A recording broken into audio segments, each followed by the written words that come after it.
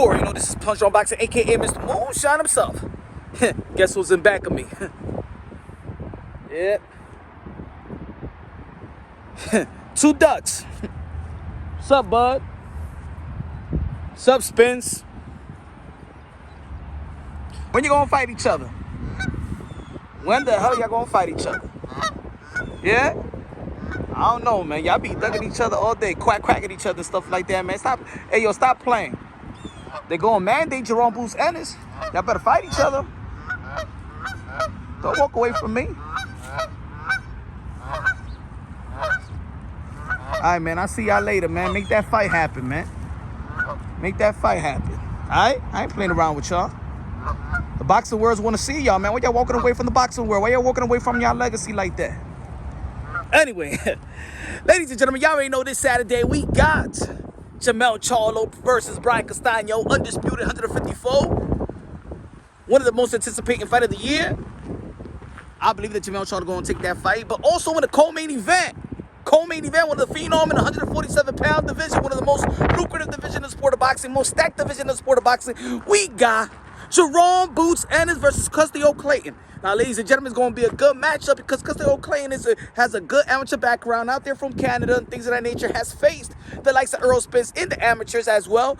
Jaron Boots Ennis, y'all already know, man, the phenom of the sport of boxing. If you've been following the channel, y'all know I've been pumping Jaron Boots Ennis for quite some time. I said that he's going to be the second coming of Roy Jones Jr. People was like, hey, yo, Punch Drunk, you premature. You trying to premature these dudes and stuff like that and hype these dudes? Well, I'd rather hype them than hate them like a bunch of y'all do in this community. But anyway, Jaron Boots Ennis just got every arsenal in the damn book. Textbook, special, could switch, southpaw, orthodox, got a great jab, double the jab, triple the jab, throws high volume of punches, power punches, got great footwork, damn it. Jaron Boots Ennis got all the goods, got one of the heaviest bags in the sport of boxing. Oh yeah, Jaron Boots Ennis. Also, I think they're going to be fighting for the IBF interim and to become the mandatory challenger to Earl the True Spence, the unified champion, 3-belt holder, WBC, IBF, WBA. Recently just beat Yordanis Ugas El Cubano. Broke his eye socket, you know what I'm saying, over the bone. Hopefully he's recovering good. But Jaron Boots Ennis is the mother effing goods. People already saying that he's ready for Earl, that he's ready for Bud. Now, ladies and gentlemen, the good thing about this is that he's going to be the mandatory to he's going to be the mandatory to Earl the True Spence. Now, the last time Earl Spence been mandated by anybody in any belt federation, the WBC or the IBF, the last time the IBF mandated him was 2018 versus Carlos Ocampo out there for his homecoming fight after the Lamont Peterson fight. That's 2018. That's a long time. The IBF, man, you know what I'm saying? They've been giving Earl Spence a little pass there. Even though that IBF is kind of strict, but when it comes to Earl the True Spence, you know, they let him be. They let him be. But of course, Earl the True Spence had 2 unification bouts, one with Sean Porter and the other one Yordanis Ugas. So, in the end of the day, Earl Spence is fighting the best of the best out there in the welterweight division. But of course, everybody want to see Bud Crawford versus Earl the True Spence. But the good thing about this is the fans has to put pressure on the IBF, the organization, the president, to mandate Boots Ennis. Because if you mandate him to fight Earl Spence, maybe, Earl Spence representative and Bud Crawford representative will sit on the table and make this happen because Boots Ennis is not taking no step aside money like Stanionis did for Yordanis Ugas to face Earl the True Spence. Boots Ennis is not taking any step aside money. Nah. Jaron Boots Ennis is one of the young phenom in the sport of boxing. He wants legacy, and he wants legacy now. He's in a position to have legacy. The whole world of boxing has been waiting for this fight. Somebody sent a term sheet to Spence or Bud Crawford. Nothing is happening. Nothing is happening. And even how we saw PBC had that deal on the table for Canelo Alvarez and had Earl Spence in it. Meaning that they're not even stressing it. They're not even forcing it. They're not even trying to sit down to make the fight that the world of boxing want to see. So Jaron Boots Ennis, and I believe gonna stop Custio Clayton, become the mandatory. The mandatory should give 90 days. 90 days.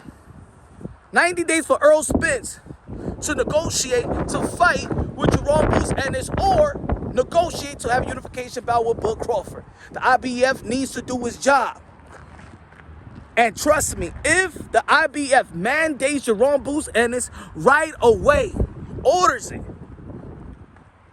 and maybe they can find an extension so they could give the 30-day for Bud and Errol Spence to negotiate a deal. That's what they need.